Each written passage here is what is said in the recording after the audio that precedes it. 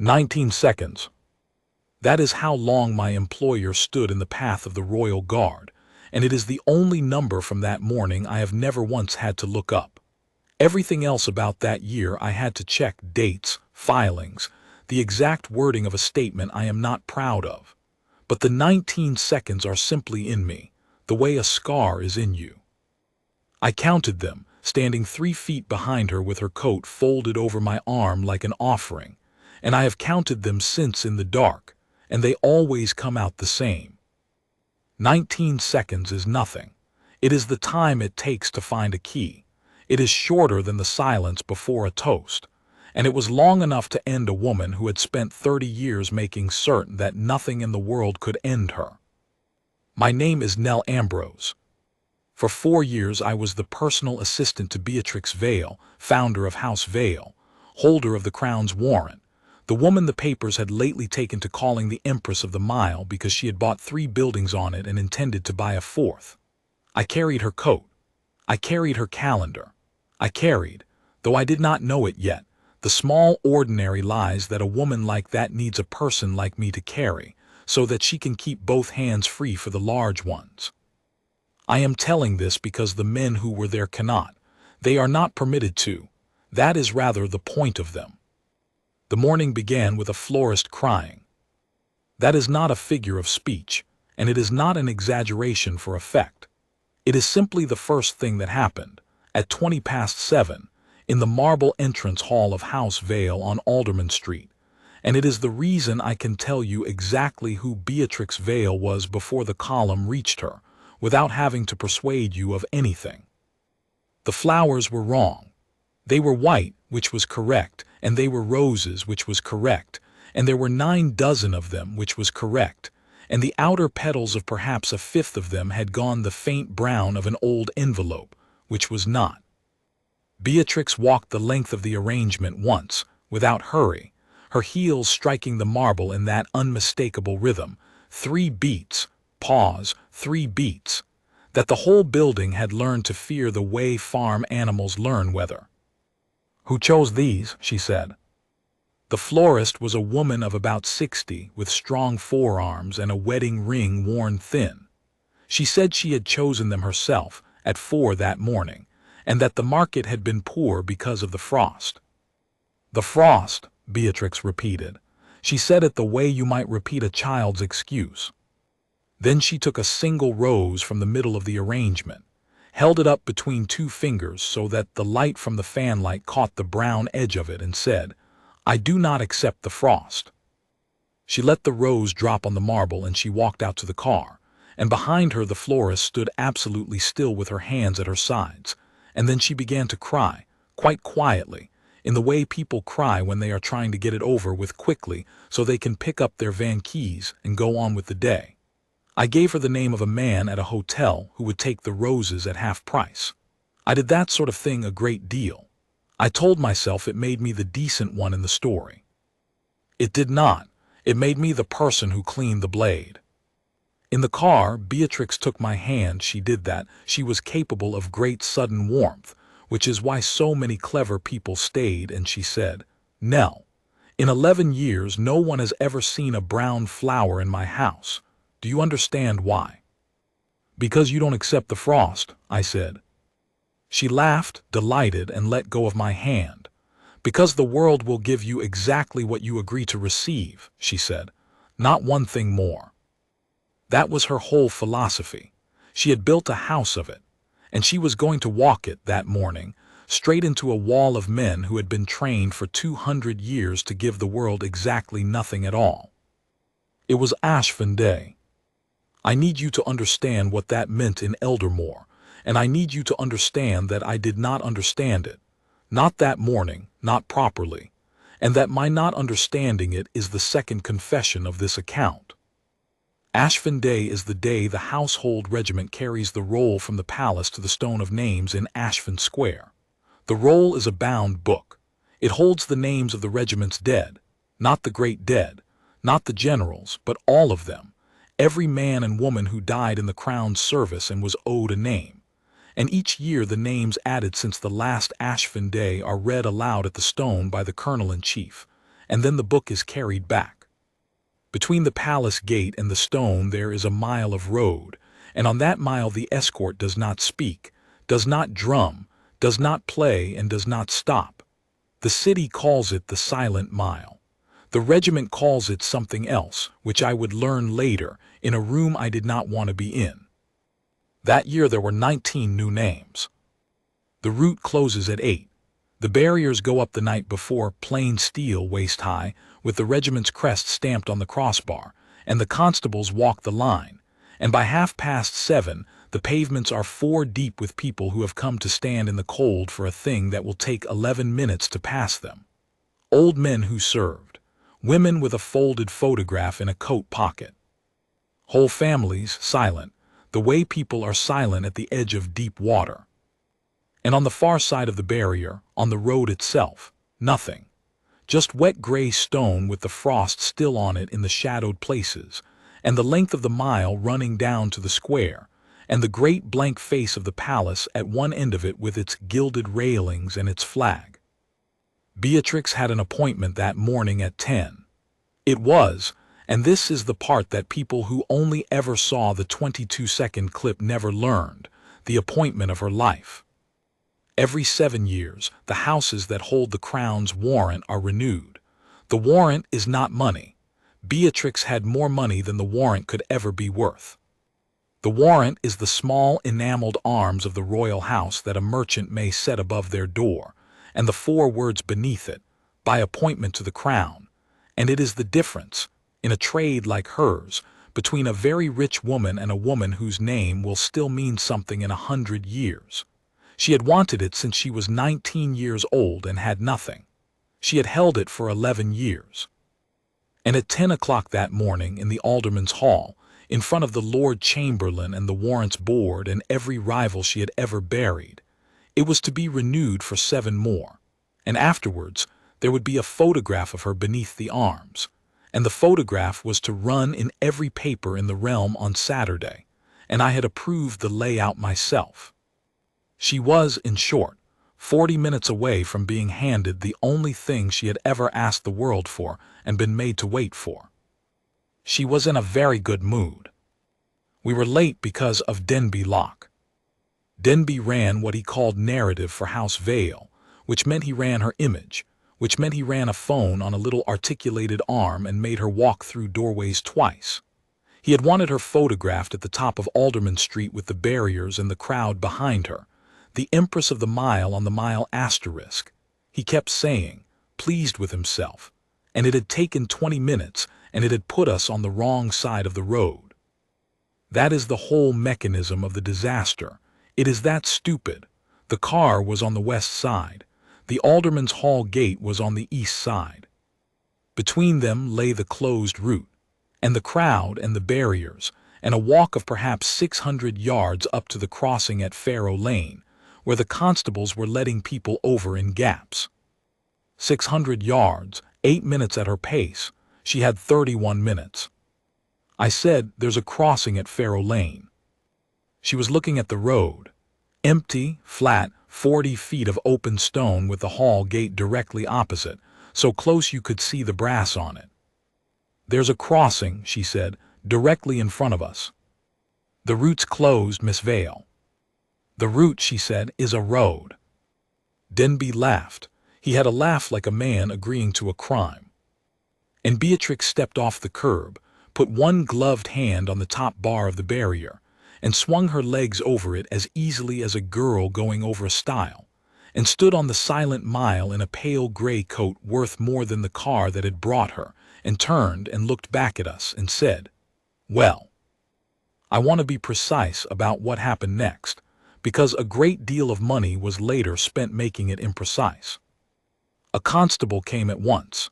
He was young, perhaps 24, with a cold, reddened face, and he came at a jog along the inside of the barrier, and he said, Madam, you can't be on the route. The escort's moving. You need to come back over.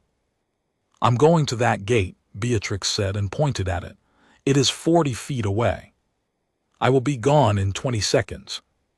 Madam, the route's closed. For what? He blinked at her. I have thought about that blink more than almost anything else. He was not being insolent.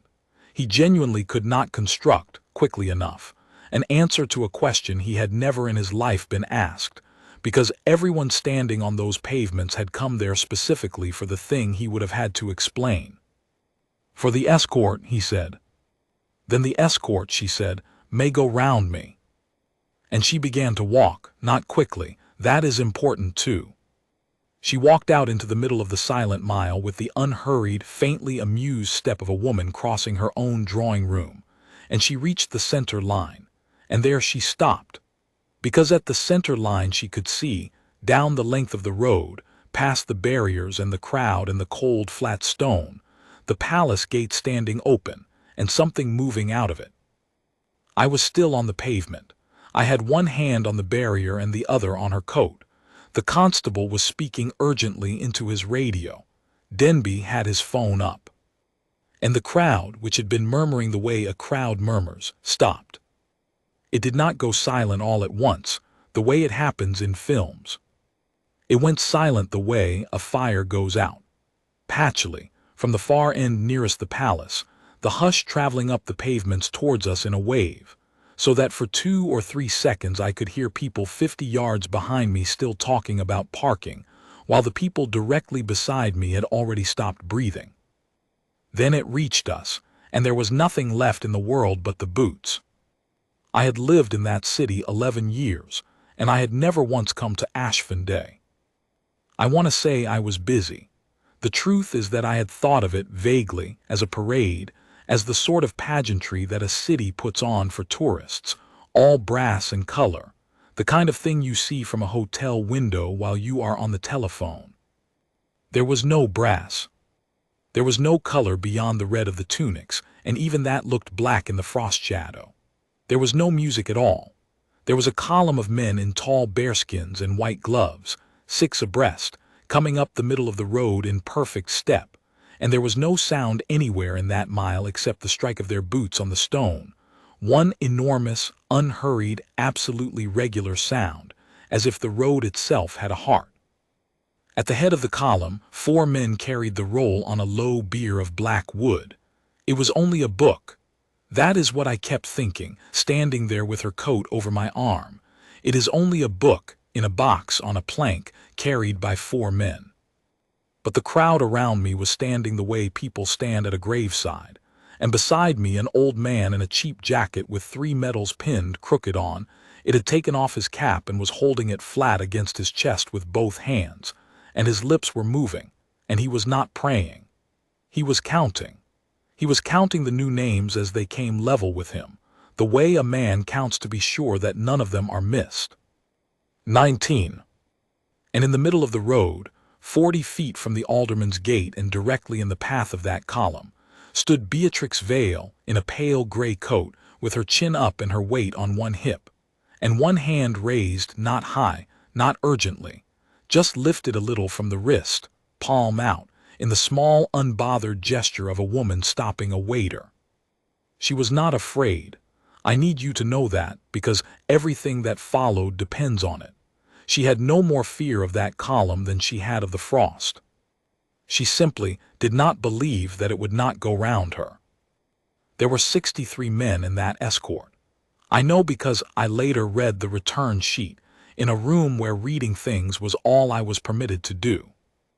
The man directly in front of her, the right-hand man of the leading file, which meant the man whose boot would reach her first, was Guardsman Emrise Rook. I did not know his name that morning. I would learn it that afternoon because she made me learn it. She made me write it down. He was not a large man. That surprised me later when I saw him in the street without the bearskin. He was a shade under 6 feet and lean as a fence post, and in the tunic and the fur he looked like a monument, and out of it he looked like a joiner, which is what his father had been. But at 8 minutes past 8 on Ashford Day, he was a monument, and he came up that road at 65 paces to the minute with his eyes fixed on a point that was somewhere past her, past the barrier, past me, past the whole city, and he did not adjust his line by a finger's width. At 30 paces, a voice came out of the column. I had not expected a voice. It was so unlike everything else about that mile that the crowd flinched. An actual physical ripple went through the people on the pavement, and I looked and could not tell at first who had spoken, because none of them had turned their heads. "Madam, you are on the route of the roll. Stand clear." It came from a color sergeant marching at the outer left of the second rank. His name was Ivo Marn. He had a voice like a gate closing, and he did not shout it at her the way a man shouts at a person. He called it out at the road ahead the way a man calls out a fact, and it flattened off the stone of the palace and came back at us a half-beat late, doubled. Beatrix said clearly, pleasantly, "I'm crossing. Go around." The boots did not change. At 20 paces, "Madam, second caution. You are obstructing the escort of the roll. Stand clear."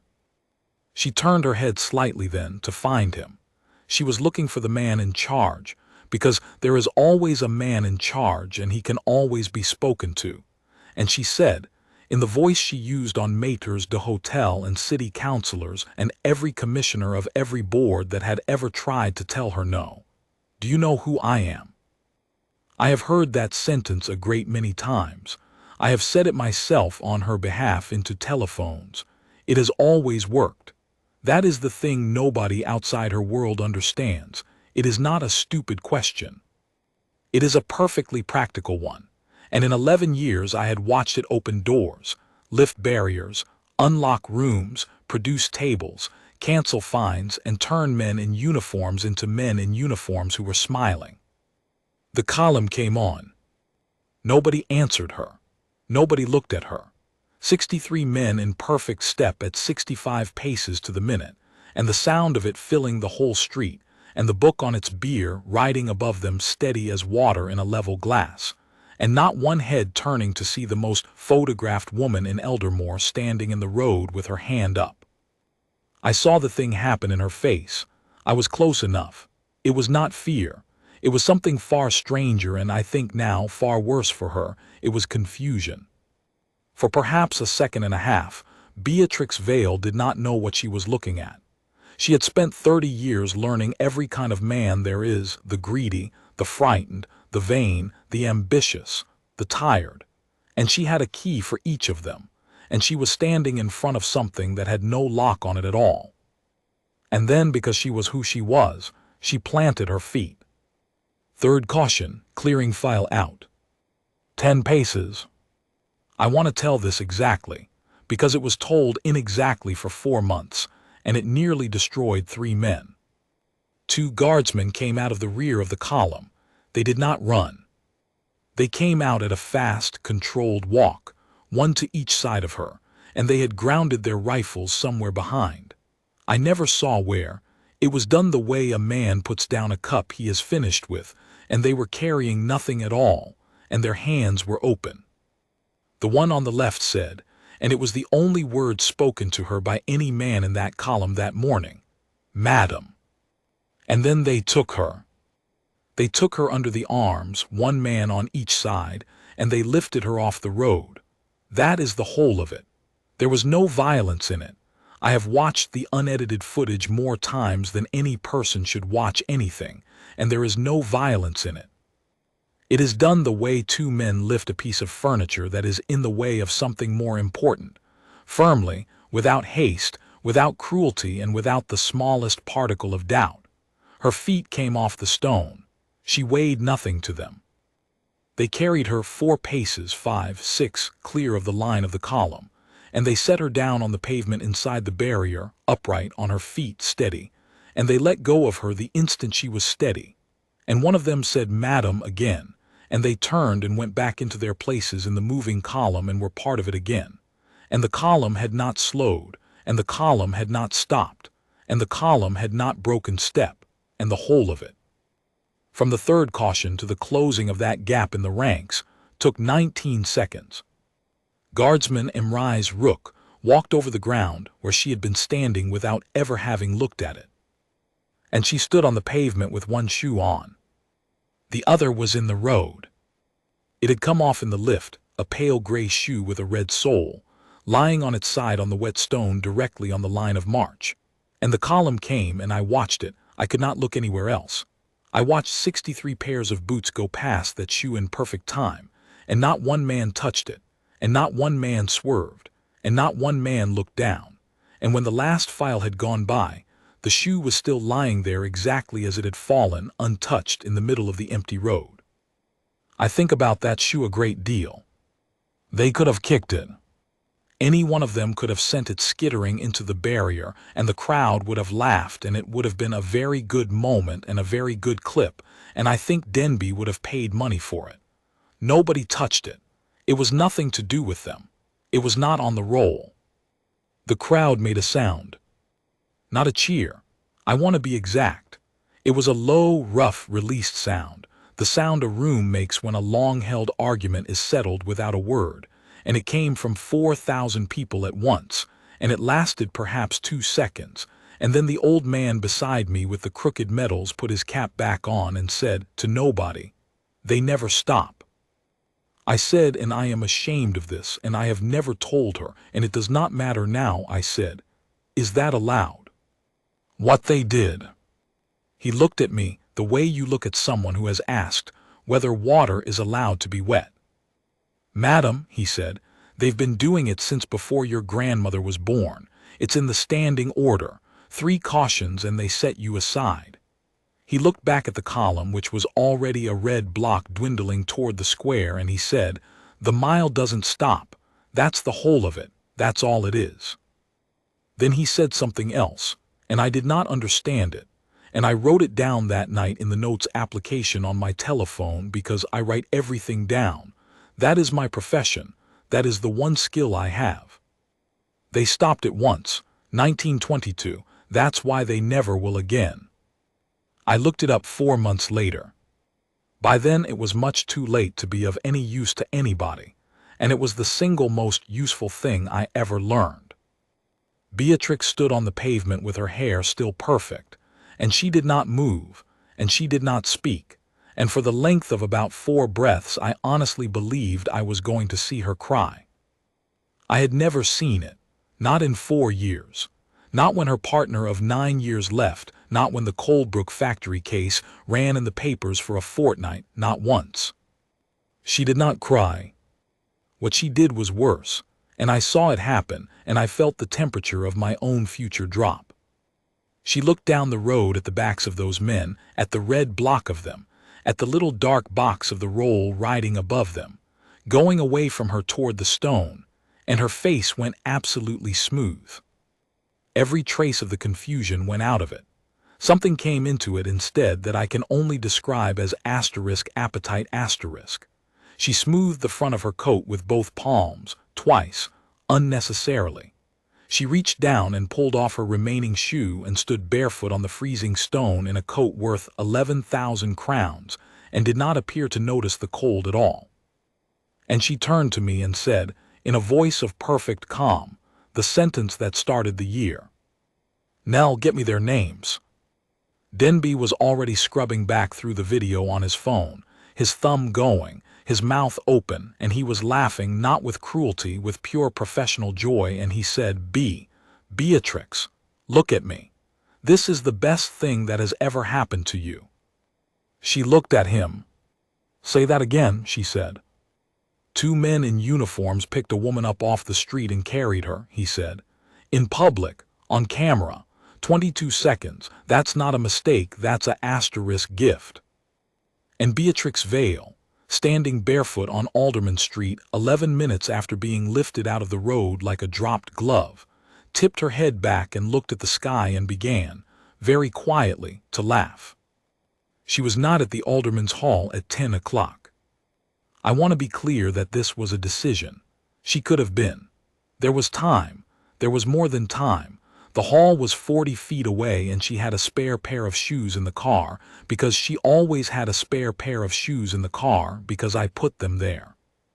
The Lord Chamberlain's office rang me at 9:52, and I stood on the pavement of Farrow Lane, and told the deputy secretary that Miss Vayle regretted she was unable to attend the renewal, that she had been assaulted on the public highway by soldiers of the Household Regiment, that she had been physically carried through a crowd of 4,000 people, and that she would not present herself for an honor from an institution that had done that to her until the institution had explained itself. I said all of it. She was standing 3 feet from me with her hand on my shoulder while I said it, listening, her head tilted, the way a coach listens. At the other end of the line, there was a pause of about 4 seconds. Then the deputy secretary, a very old, very quiet man named Osmond Fell, whom I would come to like a great deal, and to whom I would eventually apologize, said, "Miss Ambrose, does Miss Vayle understand what the escort was carrying?" And I said, "God forgive me." I said it briskly. I said it the way you say a line you have been given. "Miss Vayle understands that whatever it was not more important than a person." He did not answer for a moment.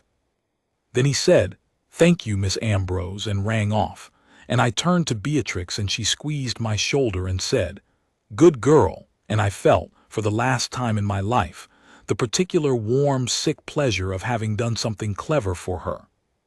The clip went up at 11:40. By 2 o'clock it had been watched 1,000,000 times. Denby cut it to 22 seconds. I sat beside him while he did it, in the back of the car outside a coffee house on Farrow Lane, and I watched him do to the truth what a butcher does to a carcass, not lying exactly. Every frame in that clip was real. He simply chose which frames. He cut the barrier. He cut her swinging her legs over it. He cut the constable. He cut all 3 cautions, all 3, that great gate-closing voice, "Stand clear, stand clear, stand clear," and he began the clip 4 seconds before the lift, so that what the world saw was this: a woman in a pale coat standing in a road, quite still, with her back to the camera. 2 enormous men in bearskin striding out of a column at her, her body coming off the ground, her legs, her face, and this was the frame he froze for the thumbnail. This was the frame that ran in every paper for a week. Her face turned back over her shoulder, mouth open, one hand out, and behind her a wall of red tunics and black fur coming on without a flicker. And a caption in white, "Is this what our soldiers are for?" "It's not a lie," Denby said, watching my face. "Nothing in it is a lie. They caution her 3 times. And a jury of the whole world," he said, "is going to watch 22 seconds and decide what it thinks, and then it is never going to watch anything else about this ever again. That's not cynicism, Nell. That's the asterisk weather asterisk." He tapped the screen. "You don't argue with the weather, you dress for it." He was right. That is the thing that still turns my stomach. For about 4 months he was completely, humiliatingly right. By evening it had a name: the Ashfin Lift. By the next morning there were 300,000 comments, and there was a lawyer on the evening broadcast explaining the tort of battery, and there was a man in a public house in Coldbrook telling a reporter that his own mother could have been carried off like that, and by the day after there were opinion columns, and one of them ran under a headline I can still see: "The Men Who Do Not See U.S." And the regiment said nothing. That was the extraordinary part, and it took me an embarrassingly long time to understand that it was not stupidity. For 11 days, while a woman with the best communications operation in the realm poured petrol on them, the household regiment issued precisely one statement, 41 words, no adjectives, confirming that an obstruction had occurred on the route of the roll, that the standing order had been applied, that no injury had been caused, and that the matter was referred to the Lord Chamberlain's Court of Inquiry. Denby read it aloud to the office and laughed, until he had to put his hands on his knees. "They've asterisk surrendered asterisk," he said. "Look at it. There's no asterisk story in it. There's nothing to asterisk quote asterisk." "There's nothing to attack either," I said. He stopped laughing. Beatrix, who had been standing at the window with her back to us, said, without turning round, "There are 3 of them. Attack the 3 of them." She got their names in 11 hours. I got them for her. I want to own that. It was not difficult. A crowd of 4,000 people had filmed that morning from every angle, and the regiment's own commemorative program listed the escort, and by midnight I had 3 names on a page in her study. Color Sergeant Ivo Marn, 22 years service, The Voice. Guardsman Halloway Wick and Guardsman Robert Dunmore, The Clearing File, The Hands. And beneath them, because she made me, a 4th, Guardsman Emrise Rook, Leading File, Right-Hand Man, the man who had walked over the ground where she had stood. "He didn't touch me," she said, reading it. "No. Then why is he on the list?" I remember choosing my words. "Because," I said, "he's the one who didn't move." She looked at the name for a long moment. "Yes," she said, "he is." And she put a small pencil mark beside it and closed the folder. The lawyers filed on a Tuesday. Civil claim: assault and battery, wrongful restraint, damage to reputation, damage to a shoe. That last one was not a joke. It was on the schedule. Her counsel, a silvery, cheerful, entirely lethal advocate named Osric Quill, had put it there deliberately because he said juries like a small true thing among the big ones. And beside the claim, a formal complaint to the Court of Inquiry demanding 3 things: the dismissal of Wick and Dunmore from the regiment, the reduction to the ranks of Color Sergeant Marn, and this was the one that made even Quill raise an eyebrow: the asterisk suspension of the standing order itself, on the grounds that no ceremonial custom could override the ordinary right of a citizen not to be laid hands upon in the street. "That's the one that matters," she told me in the car in the dark going home. "The men are nothing. The men are furniture. If I take the order away from them, then next year and every year after, that column stops for whoever chooses to stand in it. Do you see? I don't want 3 soldiers punished, Nell. I want a rule to exist that says, Beatrix Vayle was right to stand there." I said, "Why does it matter so much?" And she was quiet for a while, and then she said something that I understood far better later, and that at the time I thought was simply her being grand. "Because they made me small in front of 4,000 people, and I have spent my entire life on the arrangement that nobody is ever permitted to do that again." Again. I heard it. I heard the word and I put it away, the way you put away a coin from a country you have never been to. 11 days after Ashford Day, the regiment stood down 3 men pending the inquiry. Marn, Wick, Dunmore, suspended from public duties. Not disciplined, not accused, simply removed from the gates and the routes and put on barracks fatigues in the yard behind the walls where nobody with a phone could photograph them, because the palace had 4,000 letters and a broadcaster outside the barracks gate, and the machine had to be seen to be doing something. Rook was not stood down. Rook had done nothing. Rook had marched. Beatrix was furious about that for an entire afternoon, and then she was not furious at all, and the not being furious frightened me more. I saw him rise Rook for the first time out of the bearskin on a Thursday in the 3rd week, on Cadman Row, outside the barracks gate. I was there because she had sent me.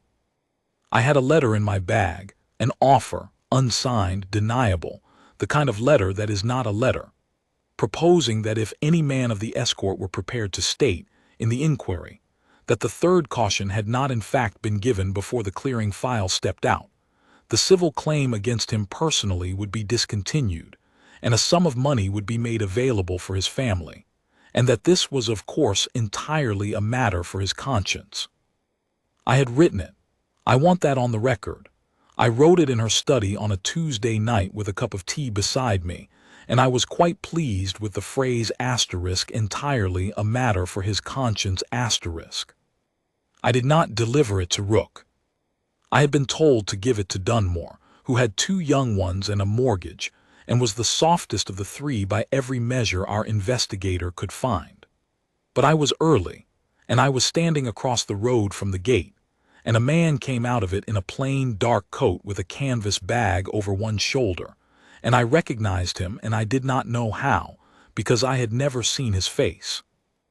I recognized him by the way he crossed the road. He waited at the curb and he looked, and he went straight, level, unhurried, at exactly the same pace he had come up the mile at, over to the far pavement, and then along it. 65 paces to the minute on a Thursday, going to buy bread. I don't know what made me do it. I was 29 years old and I had a letter in my bag that I intended to hand to another man an hour later, and I crossed the road and I said, "Guardsman Rook." He stopped. He turned. He was younger than I'd expected, 30 perhaps, with a plain, weathered, unremarkable face and gray eyes, and he looked at me with no expression whatsoever, and he waited. "My name is Nell Ambrose," I said. "I work for Beatrix Vayle." Something moved in his face then. Not anger. It was, I realized much later, care, the look of a man who has been handed something breakable. He said, "Is she well?" I stared at him. I want you to understand what I had spent 3 weeks doing. I had spent 3 weeks in rooms with people constructing the case that these men were brutes. I had signed off copy describing them as automata in fur hats. I had watched Denby coach a broadcaster to ask whether the regiment trained its men to see civilians as obstacles. And I stood on Cadman Row, and the first thing that this man said, the man whose career my employer intended to burn, the man who had been photographed 1,000,000 times striding at her like the end of the world, was "Is she well?" "She's," I said. "She wasn't hurt, she's furious." "Yes," he said, "she would be." And then he said nothing else. He stood there. He was perfectly willing to stand there, I think, until I went away. "Guardsman Rook," I said, "why didn't you stop?" And he looked at me for a long moment, and he said, quietly, without heat, the way a man tells you the tide table, "Because the roll was on my shoulder, miss." He shifted the bag on his shoulder as he said it, and I understood that he did not mean that morning. He meant always. He meant that in some sense the book was permanently on his shoulder, and had been from the day he had taken the oath, and would be until the day they read his own name off it. Then he said, "Was there anything else?" And I said no, and he nodded, and went on down Cadman Row at 65 paces to the minute to buy his bread. I met Dunmore an hour later in the tea shop on the corner as arranged. He was a big shy man with a cold, and he ordered a bun and could not look at me. I sat down opposite him. I had the letter in my hand, under the table, and my hand was on the flap of my bag. I put it back. I told him the meeting was a mistake, and that I was sorry to have taken his afternoon, and I bought his tea, and I went out into the street and stood in the cold with my heart going like a bird in a box, and I thought, I have just committed a small, secret, entirely deniable act of loyalty to a man I have spoken to for 90 seconds. And then I got in a car and went back to work and did not tell anyone, and for 4 months I went on doing my job. That is what people never understand about how these things happen. It is not that we do not see. It is that we see, and we go back to work, and we are good at our jobs, and being good at your job is the most comfortable place in the world to hide. I should tell you who she was, because if you have only the 22 seconds and the headlines, you have a monster, and a monster is not interesting and is not what happened. Beatrix Vayle came out of Coldbrook. Coldbrook is a wet gray town 90 miles north of the capital where they used to make cloth and now make very little, and she never spoke of it, and it was on no page of the House Vayle story that I had helped to write. In the authorized version, she was from the northern counties, which is the sort of phrase you use when you mean nowhere you would recognize, and you would like it to sound like heather. I learned the truth of it in pieces, over 4 years and always sideways. She could not bear to be kept waiting. Not impatience, something else, something under it. If a maitre d' said 10 minutes, she would leave. If a doctor ran late, she would stand up and walk out of the surgery. Once, in a fitting room with a woman on her knees at her hem and her testimony for the inquiry open on my tablet, she said, apropos of nothing at all, Do you know how long I stood outside the warrant's office the first time? No. 2 hours and 40 minutes. She was looking at herself in the glass. In the rain, I was 19. I had a case of samples and a coat I had borrowed from a woman in my lodging house, and I had come down on the night coach because it was cheaper, and I stood in the rain outside that door for 2 hours and 40 minutes, and at 4:10 a clerk came out and told me that the office did not receive applications in person and that I should have written. She turned her wrist, examining a cuff. So I wrote. For 11 years I wrote. And then they gave it to me, and I stood under the arms above my own door in Alderman Street, and I thought, now no one will ever make me stand in the rain again. She smiled at herself in the glass without warmth. That is what it is for, Nell. Everything is for that. I said gently. I was allowed occasionally to be gentle. Was there nobody with you? On the coach? And the room got cold. She said there was nobody anywhere, and she said it flatly, and the woman at her hem did not look up, and I did not ask again. There was a drawer in her study that was locked. It was the only locked thing in a house where I had every code and every key. Once, early on, I had asked about it, and she had said that's nothing, and I had never asked again, and in 4 years I never once saw it open. She had told 3 journalists, on the record, that she had no family living. That was the sentence. I had checked it into copy myself, a dozen times the way you check a date. Miss Vayle has no family living. It was even, in a way that took me a year to comprehend, true. The court of inquiry sat for the first time in the new year, in the Alderman's Hall. You will want to picture something grand, and it is grand. A long paneled room with a hammer-beam roof and 8 tall windows down the east side, and at the north end, a raised bench of dark oak where the Lord Chamberlain's court sits, and above the bench the arms of the royal house carved in stone, 7 feet across, with the enameled colors still true after 400 years. The same arms in miniature that she had been going to be photographed beneath, on the day she was carried out of a road. She noticed. She looked up at them the moment she came in, a long, level, appraising look, the way a general looks at a hill, and then she sat down and put her hands in her lap and became, for 4 days, the most impressive human being in that room. I have never seen anything like it, and I do not expect to again. Osric Quill did the law, but she did the room. She wore gray, not black. Black would have been mourning, and not color. Color would have been defiance. Gray, the exact gray of the coat, so that the 22 seconds sat in the mind of every person on that bench every time they looked at her. She never raised her voice. She answered every question completely and precisely, and she conceded, brilliantly. The concessions were the whole of it. Yes, she had crossed the barrier. Yes, it was foolish. Yes, she had been in a hurry, and a woman in a hurry does a great many foolish things, and if the constable's caution had been the end of it, she would have deserved a fine and paid it gladly. And the color surgeon's caution, said the Chamberlain's counsel. I did not hear a caution, she said. I heard a shout. There is a difference, and I think, sir, that it is the difference this court exists to consider. And she looked up at the bench, 4 members and the Lord Chamberlain, Aldous Farron in the center chair, and she said, I am not a soldier. I did not know the standing order. Nobody in that crowd knew the standing order. When a man in a fur hat shouts at you in the street, you do not think that is a formal legal caution under a 200-year-old instrument. You think a man is shouting at me and you think it is theater, because everything on that road that morning looked like theater to me. And I was wrong, and I am not asking to be excused. I am asking a question.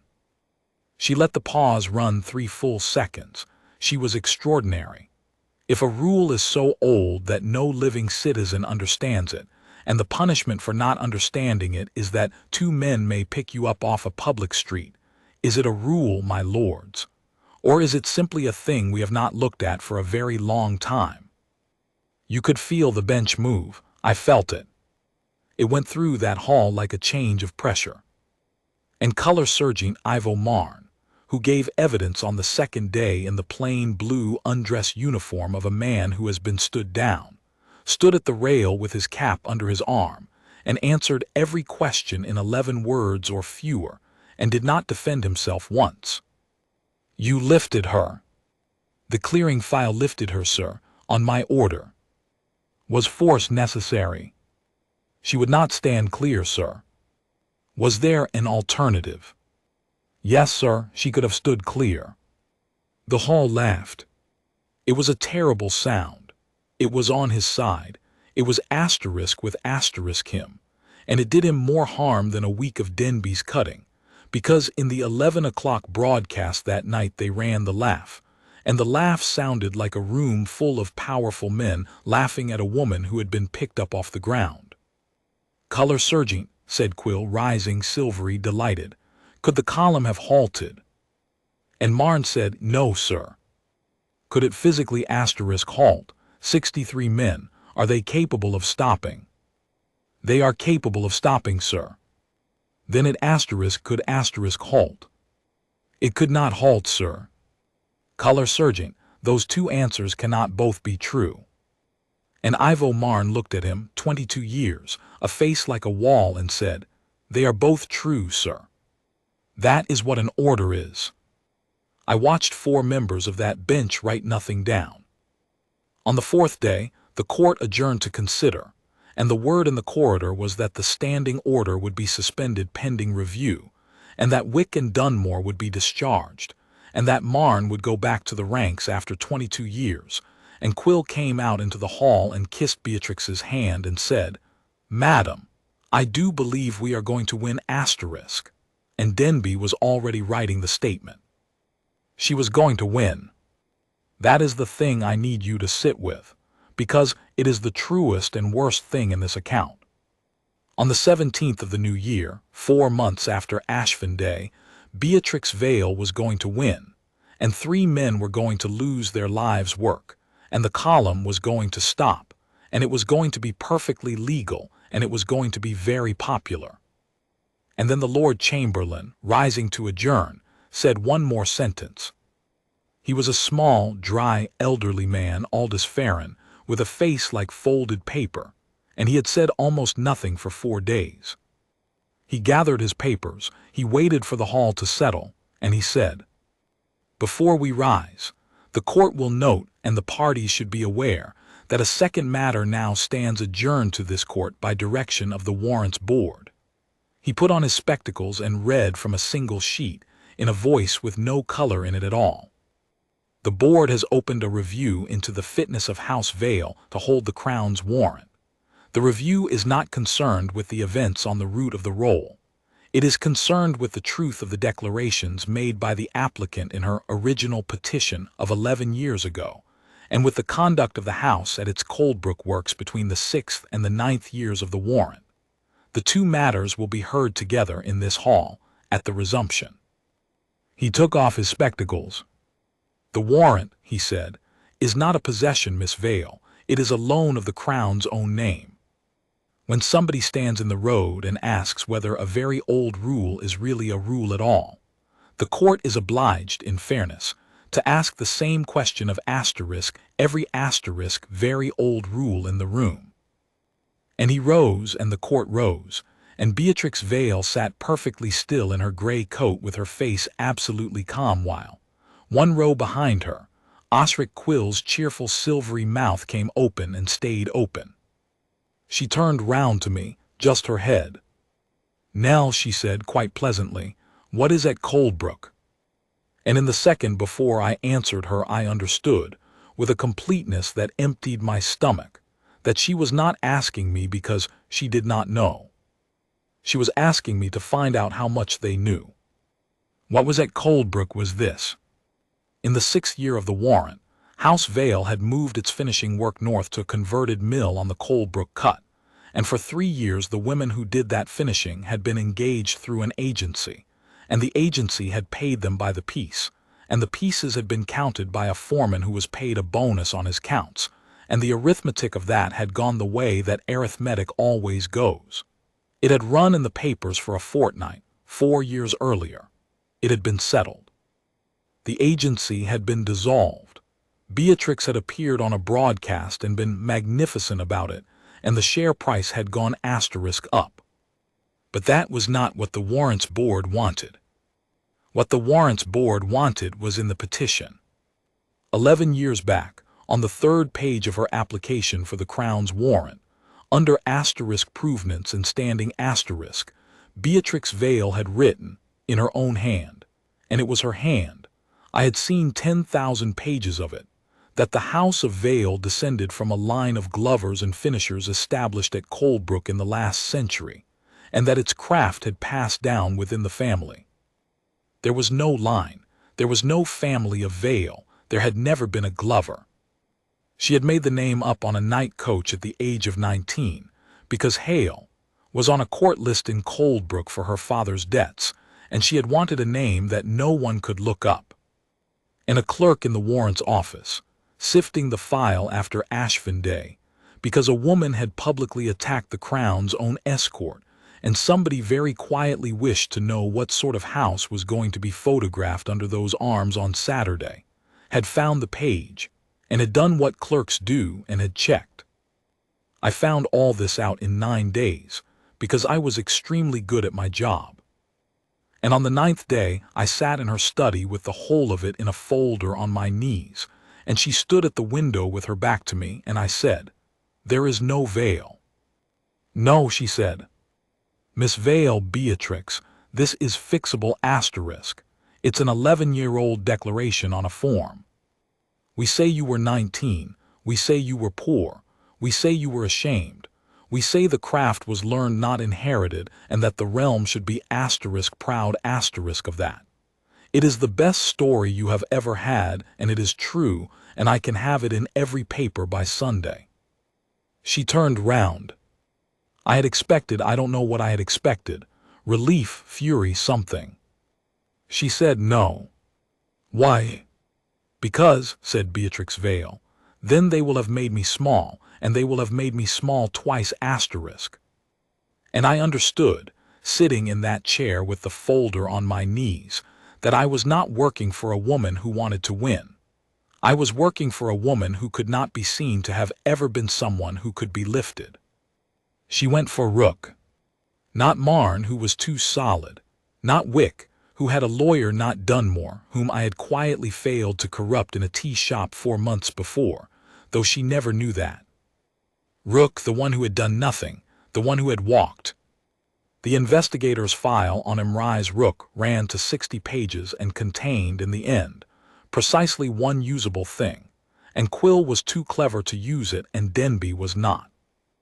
9 years earlier, before he came to the Household Regiment, Rook had served a year in the Northern District, and in his 2nd year he had been reprimanded, a formal entry, still on his conduct sheet, for asterisk leaving his post without permission.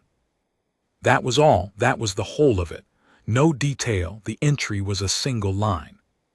"A guard," Denby said, delighted, walking the length of the office, "who asterisk abandons his post asterisk. Do you see it? Do you see the shape of it? The man who wouldn't step aside for a woman in the road walked off his own post asterisk. Which is it, guardsman? Are you a machine or aren't you? The whole thing collapses. The whole asterisk myth asterisk collapses." And Beatrix at her desk said, "Put it out on Friday." I said, "We don't know what it was." "It doesn't matter what it was," Denby said cheerfully. "It might matter," I said, "if it turns out he left his post to pull somebody out of a canal." The room went very quiet. Beatrix looked at me for a long time, and then she said mildly the sentence that finished me. "Nell, get me the tape." She meant my telephone. She had known, of course she had known, she noticed everything, that I had stood on the pavement on Ashford Day with my own phone up, from the moment she went over the barrier to the moment the last boot went past her shoe. 3 minutes and 11 seconds from behind her, over her shoulder, the whole of it, the constable, the barrier, all 3 cautions, clear as a bell, the doubled echo off the palace stone, "Stand clear, stand clear, stand clear." I had never shown it to anyone. I had told the inquiry in my written statement that I had not filmed. "Give me the tape," she said. And it never existed, and on Friday we put out the conduct sheet, and by the spring you will be a director of this house with your name on the door, which is what you have wanted since you were 25 and did not think I knew. I sat in that chair for what felt like a very long time. I want to tell you that I refused her then with a fine speech. I did not. I said, "I'll bring it to you tomorrow." And I went home, and I did not sleep, and at 4:30 in the morning I got up and put on a coat and walked 2 miles across a black frozen city to Ashford Square, because I had never once in 11 years been to look at the thing I had helped to say was less important than a person. The stone of names is not what I expected either. It is not a monument. There is no figure on it, no sword, no wreath in bronze, no motto. It is a slab of gray northern granite about 9 feet high and 4 wide, standing on end in the middle of a square of plane trees, and it is entirely covered, on all 4 faces, in small deeply cut letters, and the letters go right down to the ground and right up as high as a man can reach and beyond, and they have been going up it for 200 years, and there is not very much room left. It was still dark. There was a single lamp. And there was a bronze register case set into the plinth on the north face, with a glass front, and behind the glass a page, and on the page, in a clerk's careful hand, the names read aloud at the stone on the last Ashford day. 19 of them. I read them because I had come to read them. I read them slowly, in the lamplight, with my breath going up white, and I was on the 17th before I understood what I was looking at, and then I had to put my hand flat on the cold bronze to hold myself up. Hale Wistan John, Lance Corporal, Household Regiment. And beneath it, in the smaller line the regiment puts beneath every name, the words that ended my 4 years. Recovered from the COLDBROOK cut, 26 years after, and brought to the stone. I did not go to work that morning. I went to the barracks on Cadman Row, and I stood across the road until a man in a plain, dark coat came out of the gate with a canvas bag, and I crossed the road and stood in front of him and said, "Guardsman Rook," who was Wystan Hale. And Emrise Rook stopped and looked at me, and this time there was something in his face. "Miss Ambrose," he said, "you've been to the stone." Who was he? He set the bag down on the pavement, and he told me, standing in the cold on Cadman Row, in about 40 seconds, without any decoration whatsoever, because that is how those men tell things. Wystan Hale had been a lance corporal of the Household Regiment, aged 22 and 26 years ago, on leave at home in Coldbrook. He had gone into the cut after 2 boys who had gone through the ice, and he had put both of them up onto the bank, and he had not come out. The water there runs under a mill sluice. They did not find him.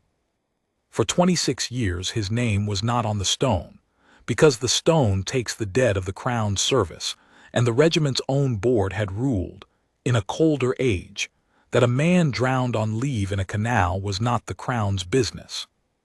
2 years ago, a new board, a board sitting under the Colonel-in-Chief of the Household Regiment, Her Royal Highness the Princess Adela, had reviewed 900 such rulings. And last summer, the cut had been drained for the new lock. They brought him home in June, Rook said. The regiment carried him. Nobody claimed him, the family were gone from the town, the father dead, and there was a sister nobody could trace. He picked up his bag. So we stood for him, 60 of us, and his name went on the roll for Ashford, and I carried the leading file, and the roll came up Alderman Street on my right shoulder. He looked at me steadily. "There were 19 names in that book, miss," he said. He was the 17th. I went back to Alderman Street, and I walked into her study without knocking, which I had never done, and I put my telephone on her desk with the 3-minute recording open on the screen, and I said, "Wystan Hale." And Beatrix Vayle, who had been signing something, did not look up, and did not move, and went on holding the pen exactly where it was, half an inch above the paper, for so long that a bead of ink gathered at the nib and fell and spread on the page. Then she said, "Where?" "Not asterisk who, not what asterisk, where?" "He's on the stone," I said. "He went on it in June. They read him out on Ashfin Day. He was the 17th of 19. He was in the book, Beatrix. The book was on that man's shoulder. It was 40 feet from you, and you stood in front of it, and you put your hand up and told them to go around." She set the pen down. "You have been in my drawer," she said. "I have never been in your drawer. I went to the asterisk stone. Anybody can go to the stone. It's a asterisk square asterisk, Beatrix. It's a public square with asterisk trees in it, and you have lived 900 yards from it for 11 years.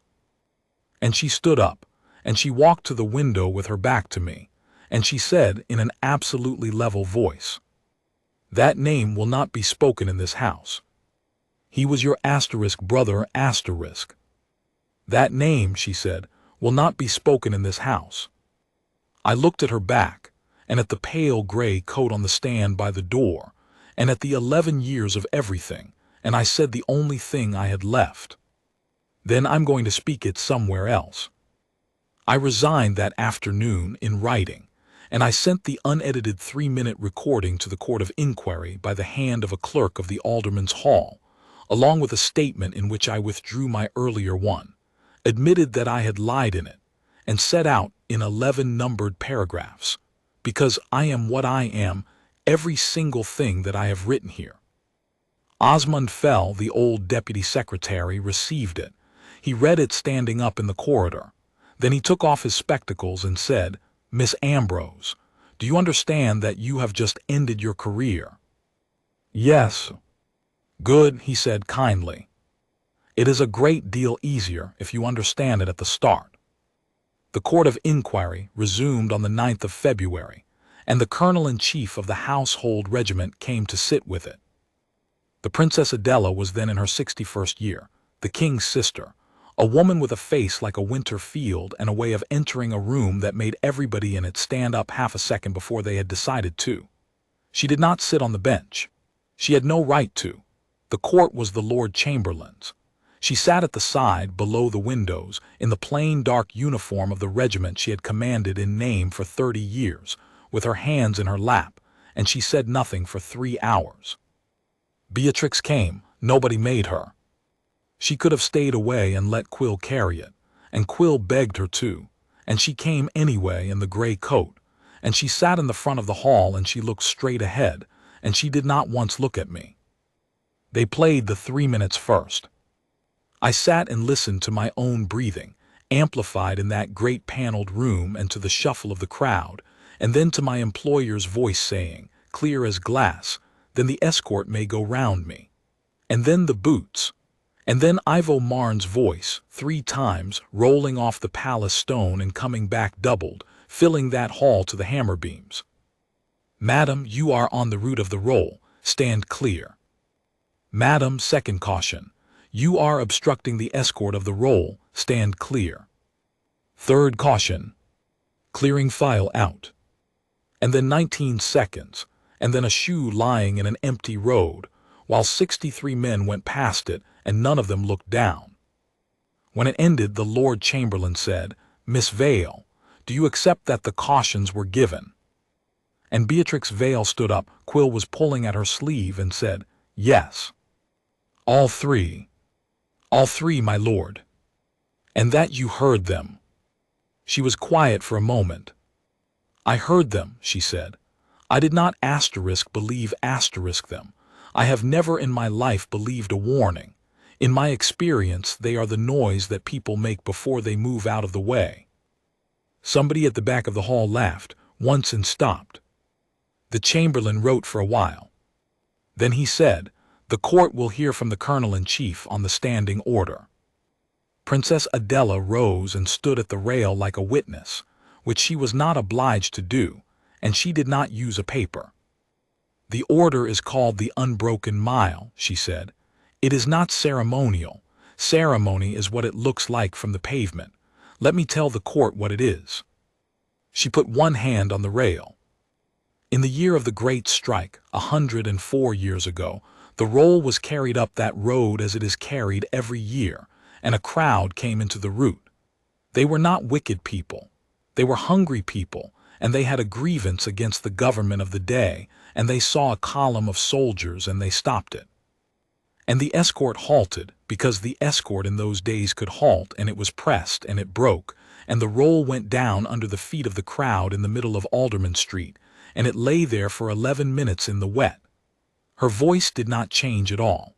409 names, trodden into the road.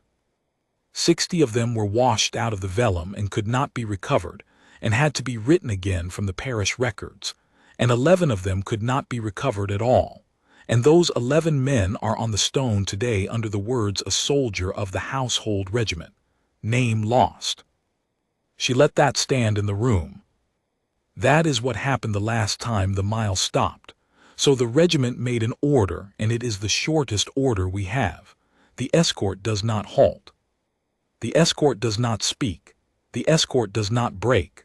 Obstruction is set aside, without harm, without hurry, and without hatred, and the column goes on.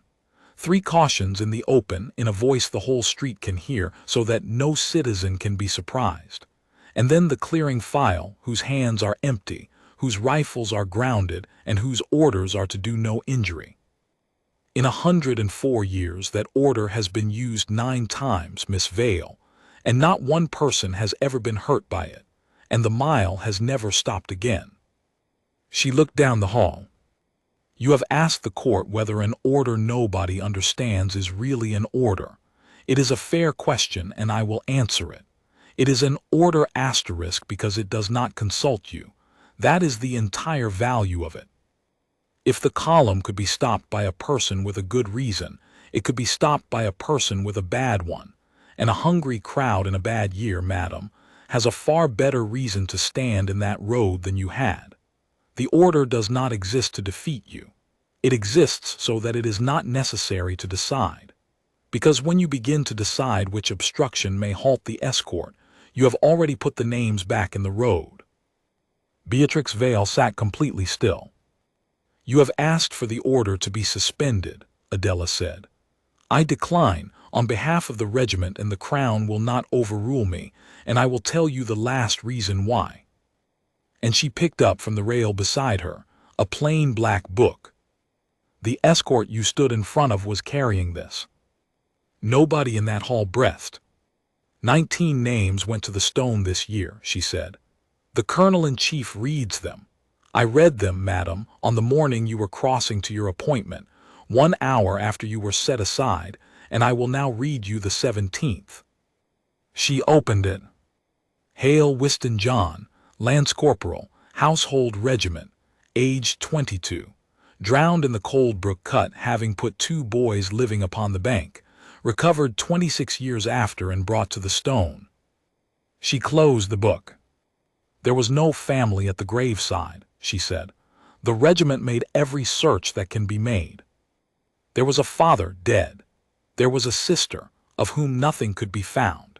And so 60 men of this regiment stood for him in the rain in June because nobody else would, and one of them carried his name up Alderman Street on the 9th of November on his right shoulder, and a woman stood in the road and put up her hand and told him to go around. The silence in that hall was not the silence of a room. It was the silence of a held breath in 400 chests. Miss Vayle, said Princess Adela, you have testified to this court under your hand that you have no family living. And Beatrix Vayle stood up. Nobody had asked her to. Quill was white.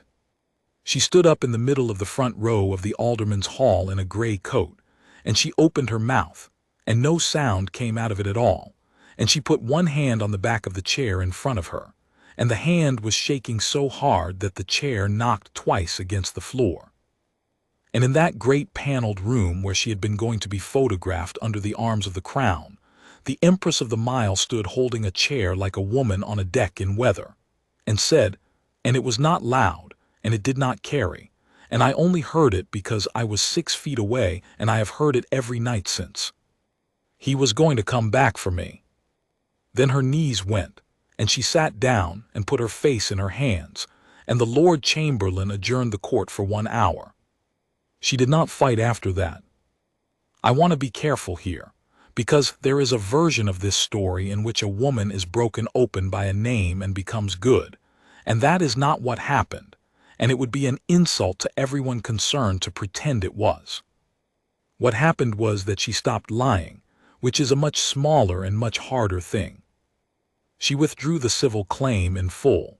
She withdrew the complaint against Marne, Wick, and Dunmore, and she wrote to each of them 3 letters in her own hand, which I did not see and have never asked to see, and she instructed Quill to say nothing on her behalf about the standing order ever again.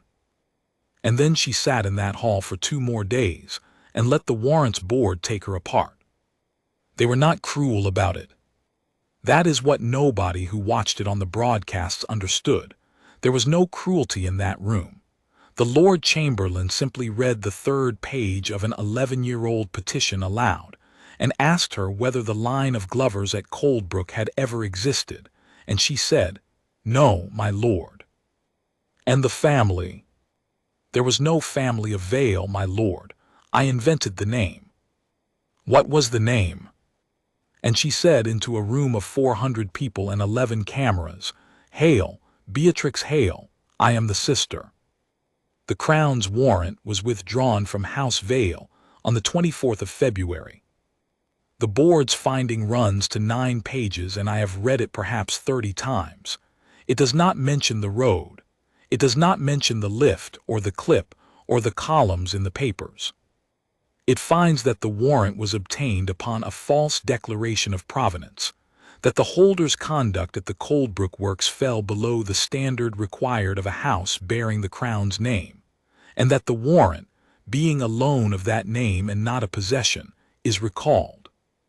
There is one sentence at the end, and it is the sentence that ran on every front page in the realm, and it is, "I am told, the King's Own," Alaric having been asked to confirm the recall and having declined to do so in the usual 4 words. The Crown's name is lent to those who would carry another man's without being told. The civil courts dealt with the rest of it in an afternoon. She was convicted of obstruction of a ceremonial escort of the Crown under an act so old that the fine, when converted, came to 11 crowns. The magistrate, a tired woman with a cold, imposed the 11 crowns and then, under the modern provision, made an order barring her from the palace precincts and the route of the roll for 5 years, and Beatrix Vayle said, "Thank you, ma'am," and paid the 11 crowns in cash at the desk on the way out. House Vayle did not survive it. The arms came down off the door in Alderman Street on a wet Tuesday, and 2 men filled the holes with lead. Denby Locke went to work for a beverage company. Osric Quill sent a very large bill. Colour Sergeant Ivo Marne, Guardsman Halloway Wick, and Guardsman Robert Dunmore were returned to full duties on the 1st of March, with the court's finding entered on their sheets in the formula the regiment uses, which is 4 words long, order properly and humanely applied. Marne was made a regimental sergeant major that summer. Dunmore's 2nd child was born in the autumn.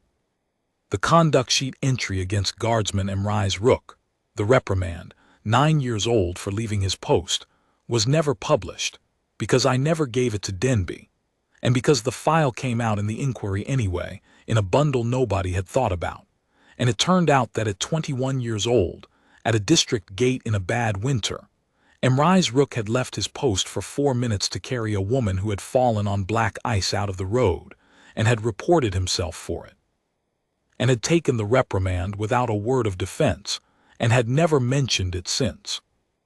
I have thought about that more than is good for me. A man who took a punishment for lifting 1 person out of a road, and 4,000 people who wanted him punished for lifting another. It is the same man. It is the same road.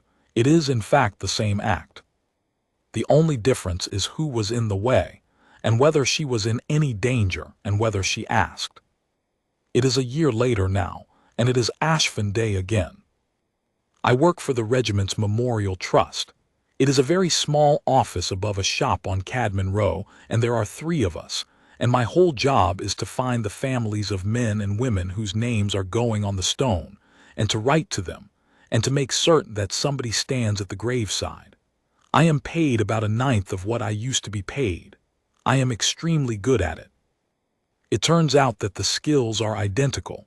I find people, I write things down, I make certain nobody is left standing in the rain. I stand on the pavement of Alderman Street at 8 in the morning with the crowd 4 deep, and the barriers up, and the frost in the shadowed places, and I do not carry anybody's coat.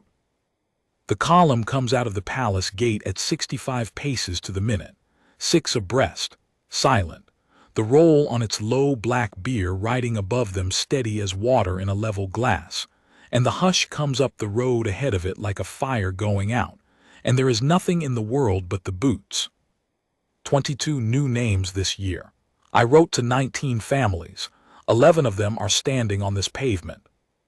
And at the barrier, 9 feet from me, in a plain dark coat and no jewelry and no car and nobody at all beside her, stands Beatrix Vayle. She has been coming to the stone every month for a year. Alone, always early in the dark. A photographer got her once in March, and she said nothing to him, and he printed it anyway, and it was the last time anybody in this city was interested. She sold the house on Alderman Street. She lives, I am told, in 2 rooms, and she works. This is true, and I have never once been able to decide what I think about it, as a finisher by the piece, at a small workshop off the Colebrook Road, where nobody has ever heard of the Empress of the Mile, and where she is said to be the fastest pair of hands in the building and completely impossible to work with. She may not come within 100 yards of the palace precincts or the route of the roll. The order has 4 years to run. So she stands at the barrier, on the pavement, on the public side of it, at the very furthest point of Alderman Street, where the route ends and the ordinary road begins, which is the closest that the law allows her to be to her brother's name. The column comes. She does not move, not an inch, not a hand, not a step, but it is a different stillness entirely, and I have stood behind that woman for 4 years, and I know the difference in the set of her shoulders the way you know a voice on a telephone. She stands the way the old man with the crooked metal stood. She stands the way you stand when the thing going past you is bigger than you and you have finally, at 51 years old in the cold, consented to that. And the leading file comes up level with us, right-hand man, chin up, white gloves, eyes fixed on a point somewhere past all of us. And it is Imrai's Rook, and the roll goes by on his right shoulder, 9 feet from his sister-in-nothing, the woman who once put her hand up and told him to go around. He does not look at her, he will never look at her, that is not what he is for. Beatrix Vayle bows her head as the book passes, and holds it down, and does not lift it again until the last boot has gone by. I have been asked, by people who only ever saw the 22 seconds, what it was that finally moved her, whether it was the shame, or the money, or the courts, or the loss of the warrant she had wanted since she was 19 and stood in the rain for 2 hours and 40 minutes to be told to write instead. It was none of those. I was there for all of them and none of them touched her. It was 19 seconds of men who would not go around, carrying a book with her brother's name in it, up a road she thought she owned, and the plain, unbearable, entirely undeniable fact that she was the only thing on that whole mile which could be lifted out of the way. The column reaches the square, the colonel-in-chief reads the names, and the mile has still never stopped.